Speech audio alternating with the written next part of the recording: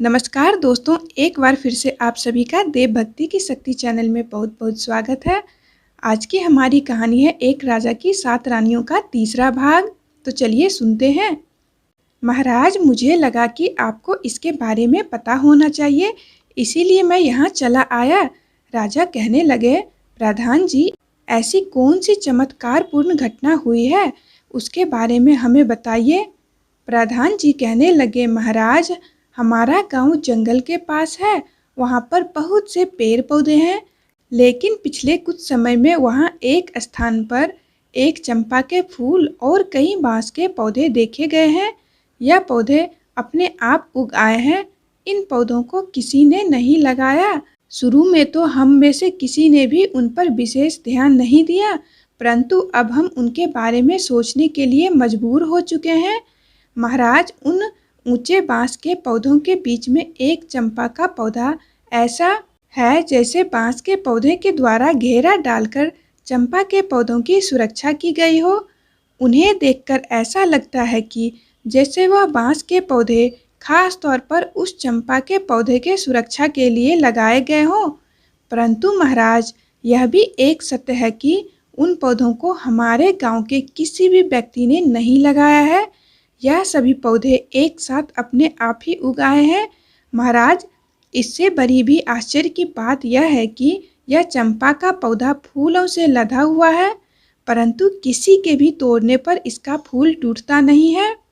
चंपा के पौधों से जो फूल गिरता है, हम उन्हें उठा लेते हैं। वह फूल बहुत ही सुगंधित होते हैं, परंतु महाराज, यदि कोई भी व्यक्ति फूल तोड़ने के लिए अपने हाथ आगे बढ़ाता है तो चंपा के सारे फूल आकाश के तरफ काफी ऊंचे हो जाते हैं। महाराज, इतना ही नहीं, उनमें से मानव की आवाज भी आती है।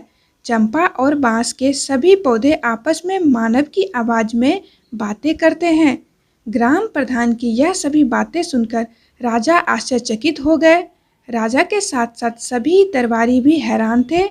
राजा ने कहा कि ऐसा कैसे हो सकता है, पौधे मानव आवाज में कैसे बोल सकते हैं।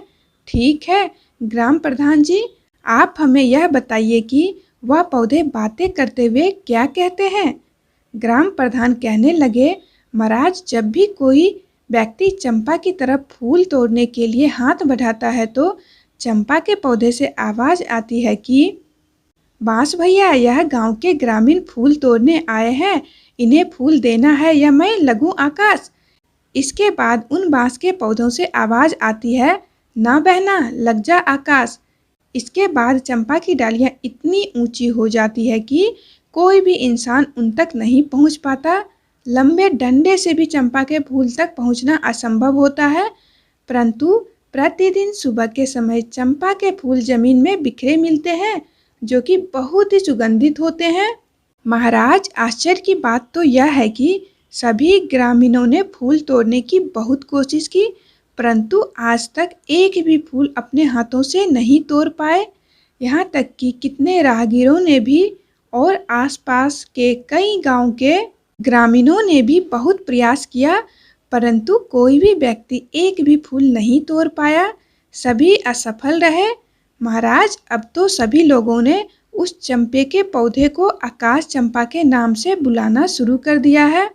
राजा ने ग्राम प्रधान की ये सभी बातें सुनने के बाद हैरान होकर मंत्री को आदेश दिया, मंत्री जी, आप खुद जाकर देखिए वह किस प्रकार के पौधे हैं और इसके बारे में हमें पूरी जानकारी दीजिए।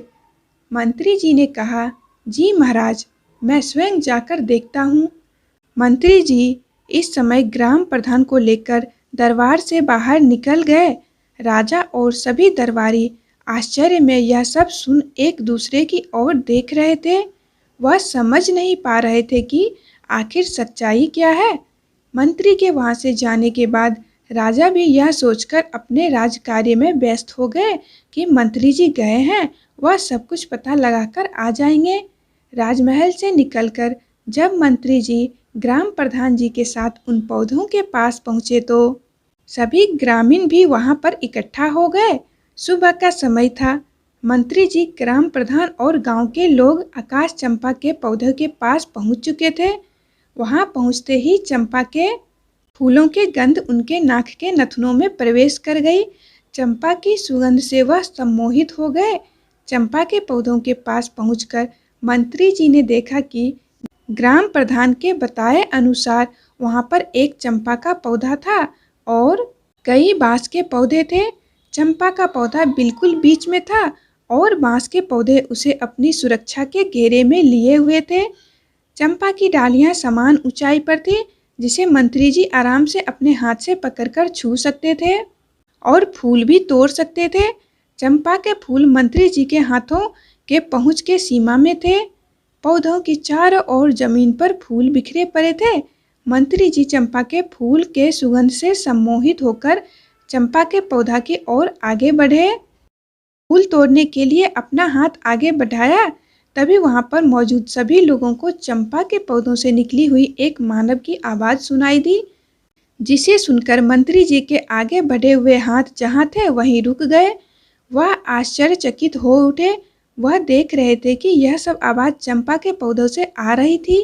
चंपा के फूल के पौधों से आवाज आई कि हे बांस भैया।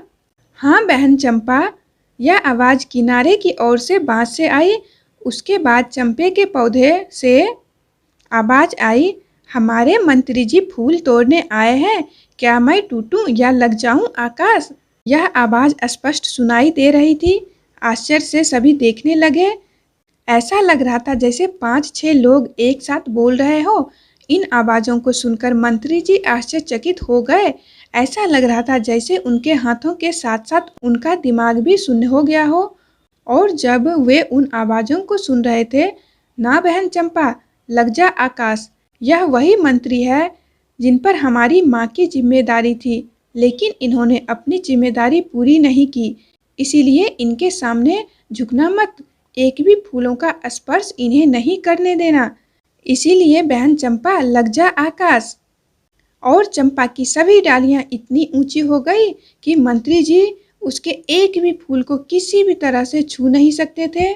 मंत्री जी ने चंपा के फूल तोड़ने का बहुत प्रयास किया, लेकिन बहुत कोशिश करने के बाद भी वे एक भी फूल नहीं तोड़ सके।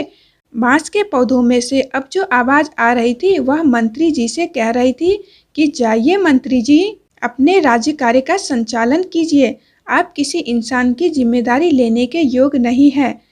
मंत्री जी, आप अपनी जिम्मेदारी पूरी तरह से निभाते नहीं है। आपने एक बार भी यह देखने की कोशिश नहीं की कि हमारी रानी राजलक्ष्मी गर्भ अवस्था के अंतिम समय में कैसे रही और उनका प्रसव कैसे होगा। ऐसे कठिन समय में उन्हें क्या क्या समस्या हो सकती है। इसीलिए अब आप यहाँ से जाइए, हमारी दृष्टि में आपने अपराध किया है। उनकी बात सुनकर मंत्री जी आश्चर्यचकित थे। उन्हें इस बात का आश्चर्य हो रहा था कि यह पौधे मनुष्य की आवाज में बात कर रहे हैं। दूसरी ओर वह यह सोचकर भी हैरान थे कि वह सचमुच रानी राजलक्ष्मी को दिन में केवल एक बार देखने जाते थे। यह बात सच तो थी, लेकिन उन्हें यह समझ नहीं आ रहा था कि यह बात इन पौधों को कैसे पता चली, और वह आत्मग्लानि से भर उठे क्योंकि उन्हें गर्भ अवस्था के अंतिम समय में रानी की देखभाल तथा प्रसव अपनी निगरानी में करवाना चाहिए था। अब उन्हें यह महसूस हो रहा था कि सही में उन्होंने अपनी जिम्मेदारी सही ढंग से पूरी नहीं की। वे अब यह सोचने पर मजबूर हो गए कि क्या रानी राजलक्ष्मी के साथ कुछ बड़ा षड्यंत्र हुआ है। आखिर ऐसी क्या बात है। उन्होंने पौधों से पूछा कि आप ही हमें बताइए, हमसे क्या गलती हुई है और हमारे द्वारा हुई उस गलती का क्या प्रायश्चित हो सकता है जिससे हमारी भूल सुधारी जा सके। परंतु उसके बाद उन पौधों में से कोई आवाज नहीं आई। मंत्री जी पौधों से बार बार बात करने का प्रयास करते रहे।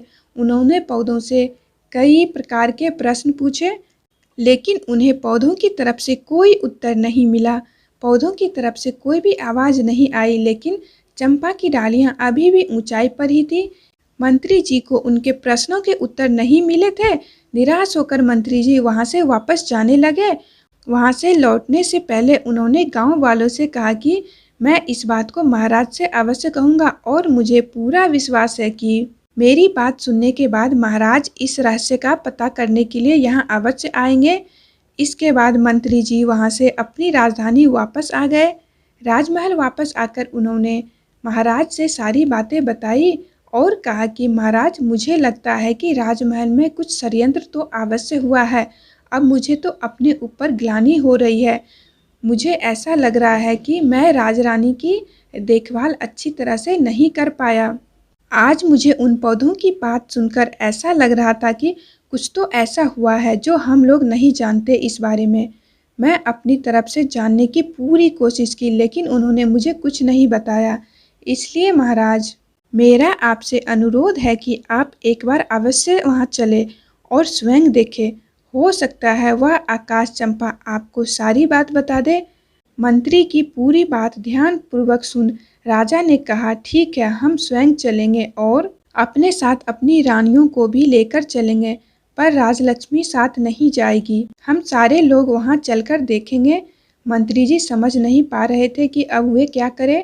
उन्होंने फिर से कोशिश करते हुए महाराज से कहा कि महाराज, अगर आप उनकी सूरत नहीं देखना चाहते तो ना देखें, लेकिन उन्हें अपने साथ अवश्य लेकर चले, क्योंकि महाराज मुझे लगता है कि राजमहल में कुछ षड्यंत्र हुआ है और उसका पता हमें नहीं चल पाया है। महाराज, मुझे दुख है कि अनजाने में मैं भी इस षड्यंत्र में शामिल हो गया हूँ। इसलिए तो चंपा के फूल और बांस ने मुझे जिम्मेदारी नहीं निभाने वाला कहा। इसलिए महाराज, आप मेरी इतना सलाह मानकर मुझ पर उपकार कीजिए। हो सकता है इससे मुझे अपनी भूल सुधारने का अवसर मिले और मेरे किसी अनजाने पाप की प्रायश्चित हो जाए। मंत्री जी की भावनाओं को समझते हुए महाराज ने कहा, ठीक है मंत्री जी, अगर आप उन्हें साथ ले जाना चाहते हैं तो ले जा सकते हैं, लेकिन इतना ध्यान रहे कि वह मेरी नज़रों के सामने न आ पाए। इस प्रकार राजा और मंत्री के बीच आकाश चंपा के पास जाने का दिन और समय तय हो गया। दोस्तों, आज की कहानी यहीं तक। अगला भाग अगली वीडियो में। अगर वीडियो पसंद आए तो प्लीज़ लाइक कर दें। Thank you.